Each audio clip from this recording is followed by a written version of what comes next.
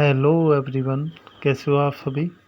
जैसा कि आपको पता है कि हमारी रोज़ 10 मिनट की या 8 मिनट की करंट अफेयर की क्लास होती है और उसमें महत्वपूर्ण प्रश्न हम लोग कवर करते हैं जो एग्ज़ाम में आ सकते हैं।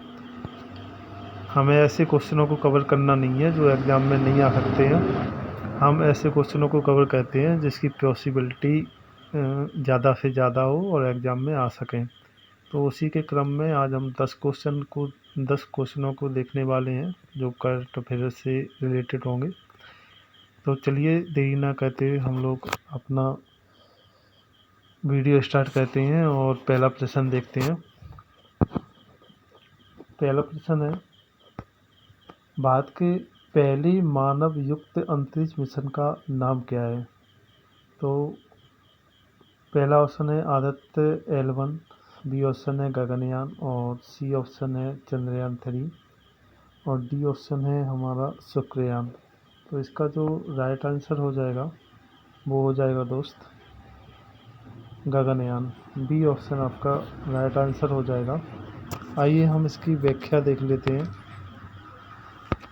व्याख्या है इसकी कि यह इसरो का महत्वाकांक्षी मिशन है जिसका उद्देश्य भारतीय अंतरिक्ष यात्रियों को अंतरिक्ष में भेजकर मानव अंतरिक्ष उड़ान क्षमता का प्रदर्शन करना है। ठीक है ना। चलिए हम दूसरे प्रश्न की तरफ चलते हैं। दूसरा प्रश्न है हमारा,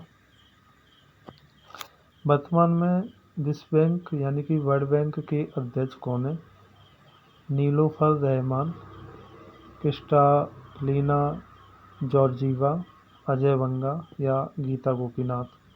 तो इसका जो राइट आंसर हो जाएगा दोस्त वो हो जाएगा अजय बंगा। अजय बंगा जो है वो वर्तमान में विश्व बैंक यानी कि वर्ल्ड बैंक के अध्यक्ष हैं। आइए हम इस क्वेश्चन को डिटेल में देखते हैं। अजय बंगा भारतीय अमेरिकी व्यवसायी हैं और ये 14वें अध्यक्ष के रूप में कार्यरत हैं यानी कि कार्य कर रहे हैं। तो ये 14वें कभी कभी एग्जाम में पूछ लेता है कि ये कौन से नंबर के अध्यक्ष हैं। तो आपको याद रखना है ये 14वें नंबर के अध्यक्ष हैं और ये विश्व बैंक के अध्यक्ष बने हैं अजय बंगा। आइए हम तीसरे क्वेश्चन की तरफ चलते हैं। तीसरा क्वेश्चन है हमारा, भारत ने वर्ष 2030 तक कितनी गैर जीवाश्म ऊर्जा यानी कि नॉन फॉसिल फ्यूल एनर्जी क्षमता हासिल करने का लक्ष्य रखा है। 300 मेगावाट, 400 मेगावाट, 500 मेगावाट या 750 मेगावाट। तो इसका जो सही उत्तर हो जाएगा वो हो जाएगा 500 गीगावाट। मैं मेगावाट बोल गया उसके लिए सॉरी। 300 गीगावाट, 400 गीगावाट और 500 गीगावाट, 750 गीगावाट। तो इसका जो राइट आंसर है वो हो जाएगा सी ऑप्शन 500 गीगावाट। आइए हम इसका डिटेल में देखते हैं। तो ये 500 गीगावाट भारत का लक्ष्य है 2030 तक अपनी कुल ऊर्जा क्षमता का 50% नवीनीकरण ऊर्जा स्रोतों से प्राप्त करना है। आइए हम चौथे क्वेश्चन की तरफ चलते हैं। चौथा प्रश्न है हमारा, अंतर्राष्ट्रीय सौर गठबंधन यानी कि ISA का मुख्यालय किस भारतीय शहर में स्थित है। नई दिल्ली, बेंगलुरु, गुरुग्राम और हैदराबाद। तो इसका जो सही उत्तर हो जाएगा वो हो जाएगा गुरुग्राम। तो गुरुग्राम में अंतर्राष्ट्रीय सौर गठबंधन का मुख्यालय स्थित है। आइए हम डिटेल में देखते हैं। अंतर्राष्ट्रीय सौर गठबंधन का मुख्यालय गुरुग्राम यानी कि हरियाणा में स्थित है। यह पहला ऐसा अंतर्राष्ट्रीय संगठन है जिसका मुख्यालय भारत में है। तो ये पहला ऐसा अंतर्राष्ट्रीय संगठन है जिसका मुख्यालय कहाँ पर है, भारत में। आइए हम अगले प्रश्न की तरफ चलते हैं। अगला प्रश्न है हमारा, भारत सरकार द्वारा देश में कृत्रिम बुद्धिमत्ता यानी कि AI क्षेत्र को बढ़ावा देने के लिए किस मिशन की शुरुआत की गई है। Digital Bharat mission, India AI mission, राष्ट्रीय कंप्यूटिंग मिशन या AI फॉर ऑल योजना। तो इसका जो राइट आंसर हो जाएगा वो हो जाएगा B option, India AI mission की शुरुआत की गई है। आइए हम डिटेल में देखते हैं इसको।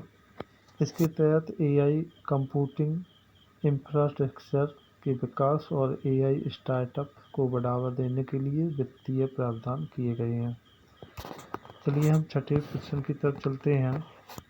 छठवां प्रश्न है हमारा, अंतर्राष्ट्रीय मुद्रा कोष यानी कि IMF के अनुसार वर्तमान में विश्व में सबसे तेजी से बढ़ने वाली प्रमुख अर्थव्यवस्था कौन सी है? चीन, भारत, अमेरिका या फिर जर्मनी? तो इसका जो राइट आंसर हो जाएगा वो हो जाएगा भारत। आइए हम डिटेल कवर करते हैं। IMF की वैश्विक आर्थिक आउटलुक रिपोर्ट के अनुसार भारत वैश्विक विकास में सबसे प्रमुख योगदानकर्ताओं में शामिल है। आइए हम सातवें प्रश्न की तरफ चलते हैं। VPO द्वारा जारी ग्लोबल इनोवेशन इंडेक्स में भारत किस श्रेणी में शामिल है? शीर्ष 10 देश में, शीर्ष 20 देश में, शीर्ष 40 देश में या फिर शीर्ष 100 देशों में शामिल है? तो इसका जो राइट आंसर हो जाएगा वो हो जाएगा सी ऑप्शन, शीर्ष 40 देशों में हमारा इंडिया शामिल है। आइए हम डिटेल में देखते हैं इसको। भारत ने स्टार्टअप, पेमेंट और तकनीकी विकास के बल पर ग्लोबल इनोवेशन इंडेक्स में शीर्ष 40 देशों में अपनी जगह बनाई हुई है। आइए हम आठवें प्रश्न की तरफ चलते हैं। आठवां प्रश्न है हमारा, भारतीय नौसेना का पहला स्वदेशी निर्मित विमान वाहक पोत कौन सा है? INS Vikramaditya, INS Arihant, INS Vikrant या INS मारमुगाओ?